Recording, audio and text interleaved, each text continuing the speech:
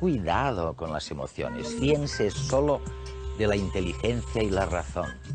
Bueno, este ha sido el discurso de los últimos 2000 años. Y ahora viene la ciencia y dice, no es verdad, sin emociones no se puede ni vivir ni decidir.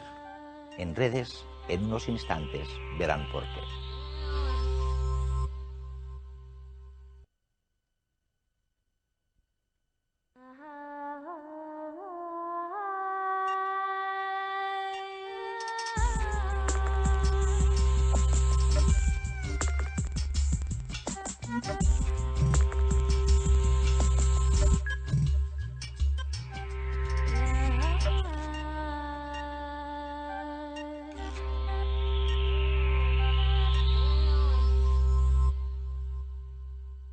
Había que prohibirlas, ni hablar de ellas.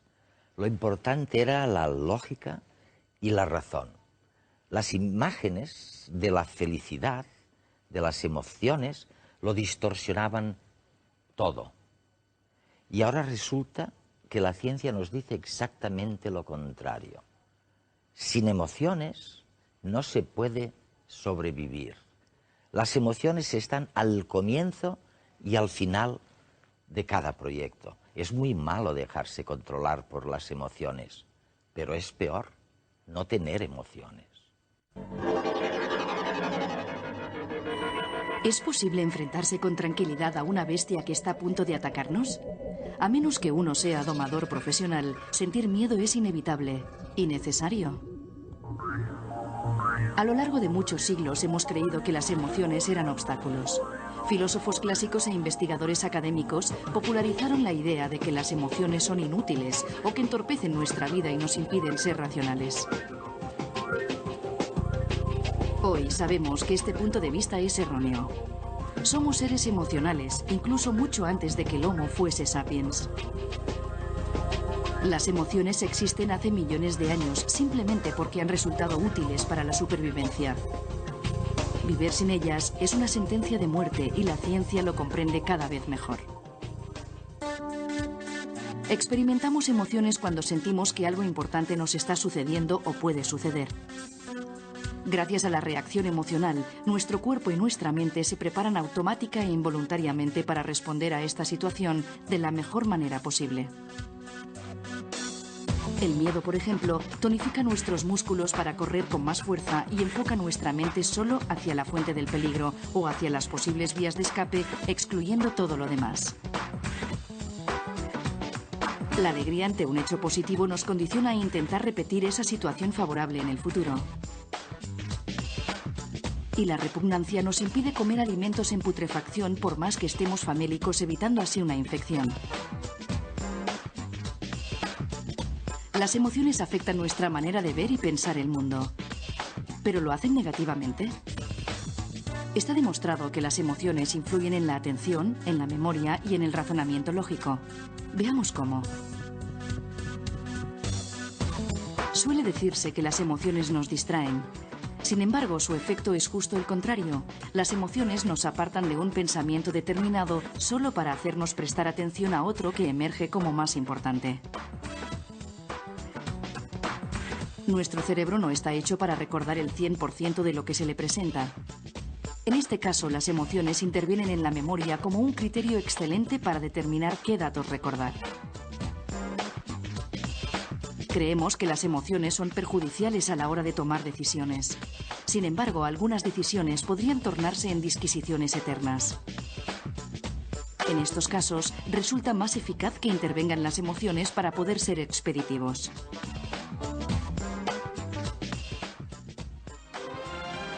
Un ser como el Capitán Spock de la serie Star Trek, muy inteligente pero carente de emociones, solo puede existir en la ficción.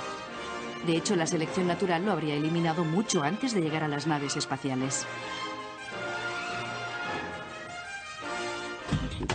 Hoy en día ya no convivimos con fieras salvajes, pero estamos habituados a coches que parecen conducidos por bestias. Necesitamos emociones no solo para sobrevivir al tránsito de la ciudad, sino también para tomar ciertas decisiones de manera eficaz, para comunicarnos y comprender a otras personas, y en definitiva, para asegurar la transmisión de nuestros genes.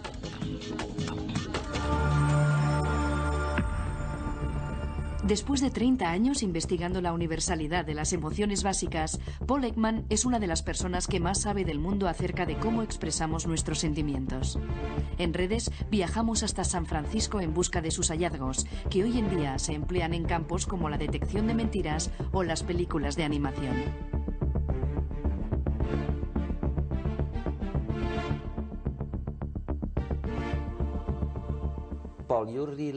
Paul, realmente eres un pionero.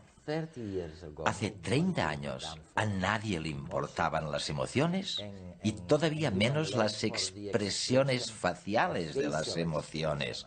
Seguramente nadie se había ocupado desde Darwin y William James. Y tú llevas trabajando en esto 30 años. En realidad, 40 años. 40 años. El primer artículo que escribí fue en 1957. Dios mío, esto es mucho tiempo. Casi 50 años. Y realmente, lo que la gente siempre recordará es que en contra de lo que casi todo el mundo pensaba, tú sostenías que las expresiones faciales, la sorpresa, la ira, el asco... Eres bueno. Debería fotografiarte. Bueno, tú dices que son universales estas caras. Sí, empezamos pensando que no lo eran. Yo estudié a finales de los 40 y principios de los 50, cuando todo el mundo estaba muy influenciado por el punto de vista de Margaret Mead sobre el impacto cultural. Lo importante del comportamiento social era producto de la cultura, y era una visión de la naturaleza muy poco probable.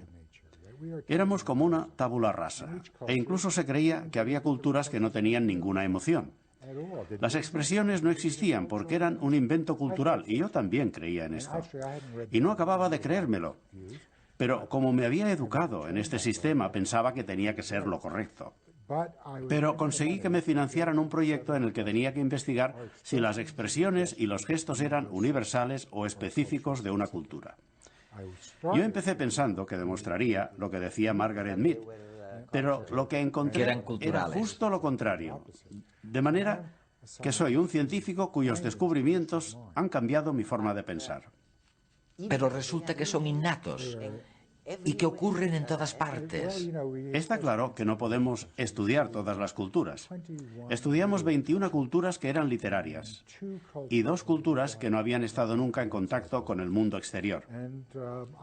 Creo que esto es suficiente para poder establecer generalizaciones, particularmente con las culturas aisladas visualmente preliterarias, ya que no podían haber aprendido por medio de contactos con otras culturas. Y nunca habían visto fotografías, revistas, periódicos, televisión o películas. O sea que cuando se está allí se pregunta, ¿qué cara pondrías si te dijeran que se ha muerto tu hijo? Y ponen la misma cara que en cualquier otra cultura, es completamente convincente. ¿Y qué me dices de los gestos simbólicos? Darwin también tenía razón, ya que se aplica a la cultura. Esto, en Estados Unidos, quiere decir que eres el ganador. Pero en Rusia quiere decir amistad. Es decir, que tiene un significado completamente distinto. Los italianos hacen esto para el teléfono y nosotros no tenemos ninguno. En Alemania hacen esto para tener buena suerte y nosotros hacemos esto. Aquí tenemos un lenguaje corporal auténtico. Y la cara también es un sistema de señas. Y es el mejor que tenemos para las emociones. Un sistema de señas universales involuntarias. Es decir, que es muy valioso porque no lo hacemos a propósito. Pero muchas de las expresiones sí que se pueden hacer deliberadamente, lo que nos puede llevar a que una cara nos engañe. Todo el mundo puede hacer una sonrisa, pero hay unas diferencias muy sutiles que te puedo mostrar entre una verdadera sonrisa de disfrutar y una sonrisa social, que es la que tenemos que poner cuando en realidad no estamos disfrutando. Como la que ponen los políticos. Por ejemplo. Pero en algunas ocasiones somos unos artistas muy buenos, y ya sabes que los actores están en el límite entre la verdad y la mentira, porque un buen actor consigue llegar a identificarse con el papel que interpreta. Y mientras lo está interpretando, esto lo hemos investigado, su fisiología es la misma que si estuviera sucediendo. Esto sucede con los buenos actores, y es por esto que nos llegan a emocionar. Aristóteles dijo que nos emocionamos cuando vemos la tragedia, y llegamos a tener miedo porque lo que vemos no es una representación simbólica. sino que estamos viendo a unos actores que en realidad son capaces de generarlo. Lleva mucho tiempo de ensayos y de habilidad. Pero con mucha escuela se puede llegar a conseguir. Se puede ver y sentir. ¿Para qué sirven las emociones? Bueno, yo no las diseñé, de manera que el científico tiene que hacer las preguntas de qué sucede, cuándo y cómo. Y no hay mucha gente que haga la pregunta de por qué sucede, porque es muy difícil obtener una respuesta científica. Te puedo ofrecer mi teoría, pero solo es la mía. Y las pruebas funcionan con la teoría en este momento. Pero no es más que una teoría, no es un hecho. La universalidad es un hecho.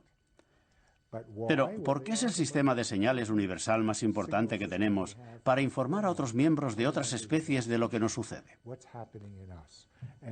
Me imagino que durante el curso de la evolución era útil para las personas, porque podía informar a los que me rodeaban de cuando estaba enfadado para que se alejaran, y también por mi cara de miedo cuando había algún peligro, un predador.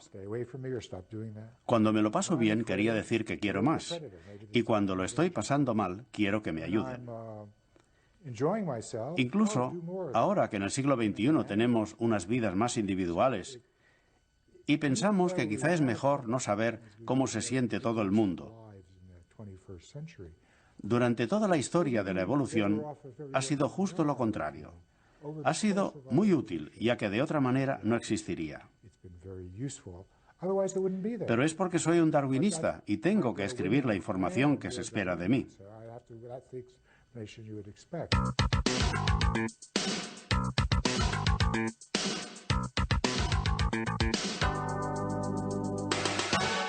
Los políticos hablan a los ciudadanos y por lo tanto necesitan encontrar un discurso que les permita llegar y ser recibidos de la mejor manera posible, ¿no? Por eso los políticos intentan encontrar empatías emocionales, sintonías emocionales que permitan después ser como una especie de puente hacia las nuevas ideas o hacia los mensajes políticos, ¿no?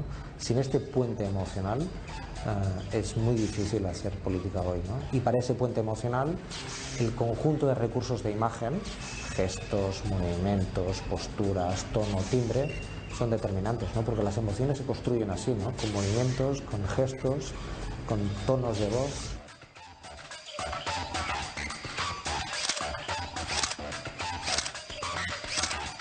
En esta escena histórica hay tres personajes, pero hay un gran dominador de la escena. Es Arafat, que con su gesto siempre lleva la iniciativa, con su firmeza de posición y de postura, consigue girar toda la situación y todos los personajes hacia él, ¿no? En la escena hay un detalle interesante y es que Rabin lleva los papeles de su discurso arrugados en su mano izquierda, que es un gesto de inseguridad y de timidez y también de desconfianza.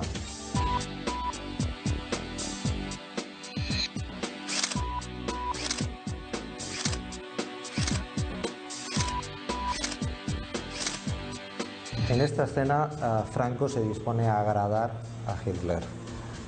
Su actitud, su manera de dar las manos tan afectuosa, cruzando la una sobre la otra, es un gesto inhabitual para dos personas que no se conocen, pero en la que una quiere mostrar un grado de afecto y de familiaridad inexistentes. La actitud de Franco yo creo que sorprende a Hitler, que quizás esperaba un saludo marcial inicial, por eso lleva los guantes en la mano, y le obliga finalmente de manera improvisada a sacarse el guante de la mano derecha para poder de nuevo saludar a Franco con el contacto de las palmas de las manos.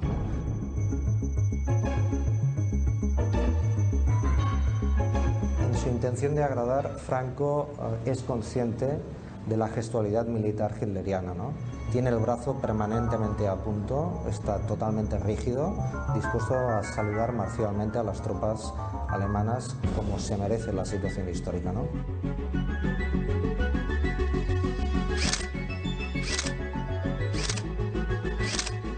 Hay un elemento en esta secuencia que es la distancia entre los cuerpos, es decir, la distancia que, por ejemplo, hay entre el presidente Barroso y Blair, y entre Blair y Bush es mucho mayor que la que tienen, digamos, Bush y Aznar, ¿no? Las distancias, digamos, en la posición de una fotografía marca también los grados de proximidad y de sintonía. La secuencia también nos ofrece la sonrisa de Aznar, ¿no? No es tanto una sonrisa, sino una posición facial de máscara, de protección y de distancia respecto a cualquier situación que le permita protegerse, ¿no? Paul, si existe de veras una expresión facial ideal que exprese la agonía y la tristeza, ahí la tenemos, ¿eh? Sí, es muy intensa y probablemente no podría serlo más. Pero si pensamos en las circunstancias de esta pobre mujer, se acaba de enterar de que habían encontrado el cuerpo de su hijo, un adolescente. Durante meses se había dado por desaparecido, pero ella todavía tenía esperanza de encontrarlo vivo. Sin embargo, lo habían secuestrado, torturado y matado. Ella tiene, como la tendría cualquier madre, una angustia tremenda. Y por supuesto no hace falta entrar en los pequeños detalles. Cualquiera puede verlo, ya que todo está marcado en su cara. Las cejas que se levantan en ángulo. Este es el signo más fiable de la tristeza. También se puede ver cómo las mejillas se levantan y los labios están estirados y arqueados, como si estuviera gritando. Yo creo que en este momento estaba llorando y la barbilla también está elevada. Podemos ver también aquí una versión reducida de su cara, que debe ser un familiar o alguien que pasaba. Incluso esta imagen hace que nosotros también nos pongamos tristes, ya que el mensaje, la función de la angustia, es decir, que se necesita ayuda y que alguien nos conforte. En este momento está desesperada. Y después te enseñaré también el signo sutil que señala el comienzo de la angustia, o que se la está intentando esconder, pero aquí está completamente desarrollada y descontrolada. Veamos estos detalles que muestran la tristeza cuando ya ha empezado, pero todavía no es evidente.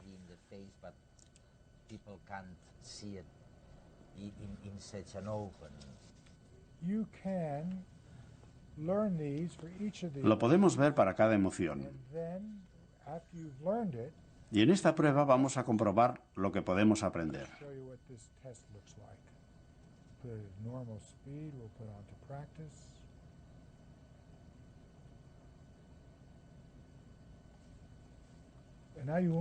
Ahora aparecerá una imagen, pero yo no sé cuál es.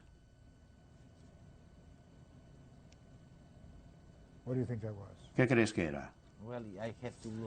Tengo que verlo otra vez, ¿eh? No puedes, solo tienes una oportunidad. Sorpresa. Sí, tienes razón. Muy bien. ¿Quieres verlo otra vez?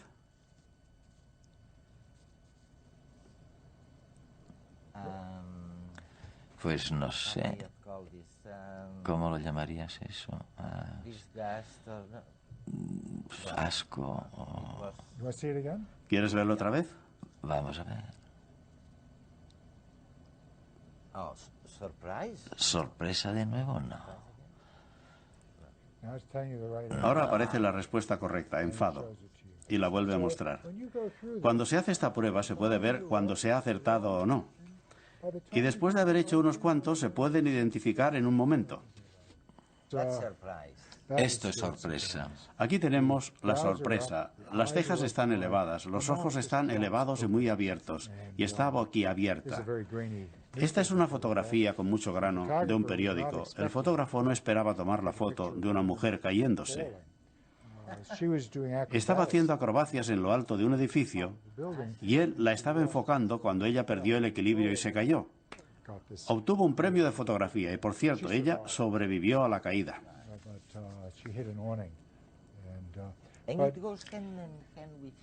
Y dices que eso está muy vinculado al miedo. La sorpresa es la emoción más corta, porque tenemos que estar sorprendidos hasta que sabemos de qué lo estamos. Siempre se trata de algo inesperado, y después se puede estar o aliviado, o divertido, o con miedo. Muy a menudo se siente miedo, porque a menudo las cosas inesperadas nos suponen una amenaza. Paul, ¿y cómo es que algunas personas disfrutan con el miedo e incluso del terror? Cualquier emoción se puede disfrutar, y hay gente que disfruta incluso con las emociones negativas. Por ejemplo, a mí no me gusta llorar, pero hay gente que quiere leer novelas que les hagan llorar, o quieren ir a ver películas que les hagan llorar. Hay otros a los que les gusta sentir miedo, como son con las películas de suspense, que cuando voy a verlas yo estoy sentado al borde de la silla y cuando miro las caras de los que me rodean, todos tienen caras de miedo. Pero por supuesto no es verdad. No se corre ningún riesgo y es como un ejercicio emocional. Hay otros a los que les gusta sentirse enfadados y ven películas como Rocky o películas de boxeo. Hay muchos niños que les gusta sentir asco. Hay toda una industria que fabrica juguetes asquerosos con olores desagradables para niños. Y también hay adultos a los que les gusta sentir asco. También hay a quien le gusta sentir desprecio o sentirse superior.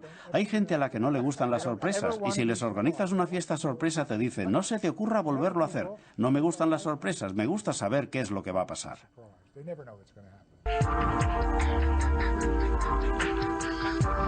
Las emociones nos dominan.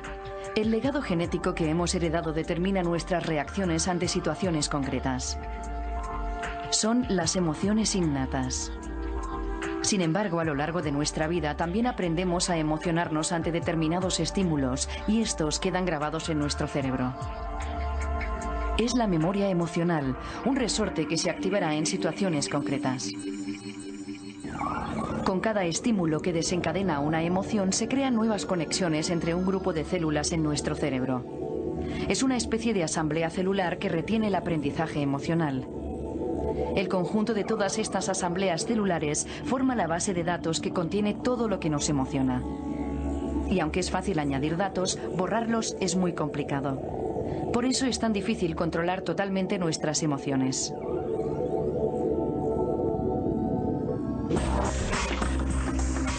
Este proceso se produce de manera inconsciente a un nivel cerebral muy primitivo. Incluso animales como la mosca de la fruta o los caracoles experimentan este tipo de aprendizaje emocional.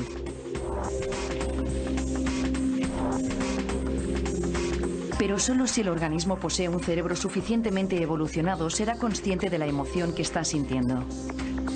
En otras palabras, en animales con un nivel de conciencia alto, como los humanos, las emociones y sentimientos son consecuencias conscientes de procesos inconscientes. Una diferencia básica entre un cerebro evolucionado y otro más primitivo es la capacidad de distinción entre realidad y representación. Este solo se da en animales con cerebros suficientemente desarrollados como los humanos, y su funcionamiento es así. En primer lugar, nuestros ojos ven una fotografía que da miedo. La información pasa desde los ojos al tálamo, donde es procesada y redistribuida inmediatamente a la amígdala. Esta rápida conexión permite que el cerebro active los mecanismos que preparan el cuerpo para afrontar el posible peligro. Paralelamente, la corteza cerebral también recibe la misma información procedente del tálamo. Esta conexión se produce más lentamente y la corteza tiene más tiempo para analizar el mensaje detenidamente. Así puede determinar que no existe el peligro, ya que tan solo se trata de una fotografía. De nuevo, esta información, una vez analizada, se transmite a la amígdala. Como la corteza ha determinado que es una falsa alarma, la respuesta de miedo se detendrá. Pero como en todo lo demás, nuestros genes también condicionan este proceso. Se ha demostrado que en personas con una variante genética defectuosa, el mecanismo de distinción entre representación y realidad no funciona correctamente. Esto supone que se genere un estado de ansiedad a partir de una amenaza irreal. Eran básicamente fotografías de caras que daban miedo, pero que por supuesto no suponían ningún peligro. Lo que sucede es que la amígdala se activa al ver las fotografías y se pone en contacto con el cíngulo, que es una zona más moderna del cerebro que la amígdala. El cíngulo de la persona sin la variante genética dice, esto es simplemente una fotografía, e inhibe la respuesta de miedo, puesto que no existe ningún peligro real. Y no se padece ansiedad. En la persona con la variante genética no se produce la inhibición. La amígdala está hiperactiva y da lugar a una respuesta de miedo. Pero todo este conocimiento acumulado durante 30 años, ¿qué utilidad tiene? ¿Para qué sirve? ¿Puede ayudar a alguien saber todo esto? ¿Se puede evitar, por ejemplo, que la gente sea violenta simplemente porque hayan aprendido a ser conscientes de cuándo está brotando la ira? Hay 4 capacidades. Y en este último libro, no sé si escribiré otro, pero en el más reciente, Emotions Revealed, he puesto todo lo que he aprendido sobre las emociones durante estos 40 años y que puede ser útil durante la vida. Si había cosas que eran interesantes, pero solo para mí, y no tenían ninguna aplicación práctica, las he dejado fuera del libro. La capacidad número 1 es la más difícil de aprender, y es el ser capaz de elegir el ser o no ser emotivo. Incluso el Dalai Lama, con quien he hablado, dice que no se puede elegir de dónde nace el impulso de la emoción. Esto es automático. No puedes. Pero lo que se puede desarrollar es la capacidad de darse cuenta de que nace el impulso antes de que se actúa. Es decir, que hay un espacio entre el impulso y la acción. En casi todos nosotros este espacio es muy pequeño, pero se puede ir ampliando para adquirir esta capacidad, aunque sea en ocasiones para decir, no quiero responderte con enfado a tu enfado, o voy a hacer esto y no me va a superar la sensación de miedo. Es duro, porque se está actuando en contra de la naturaleza, ya que no quiere que haya interferencias en ese punto. En la vida cotidiana todo eso es muy difícil de aprender, ¿no? Pero si se quiere, se puede.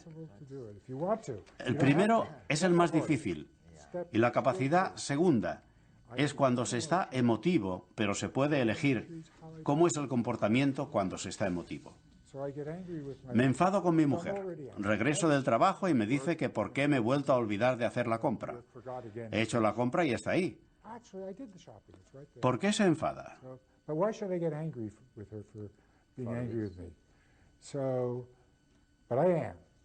¿Cómo voy a comportarme para expresar mi enfado de forma que maximice la utilidad del enfado para ella y para mí? ¿Se puede elegir esto? El impulso natural, desgraciadamente, cuando se está enfadado, es herir a la persona con la que se está enfadada. Y eso hace que se destruya todo y que las cosas vayan a peor. Lo que hay que intentar hacer es dirigir el enfado hacia la acción que ha herido, no hacia la persona como actor. El tercero es una bomba.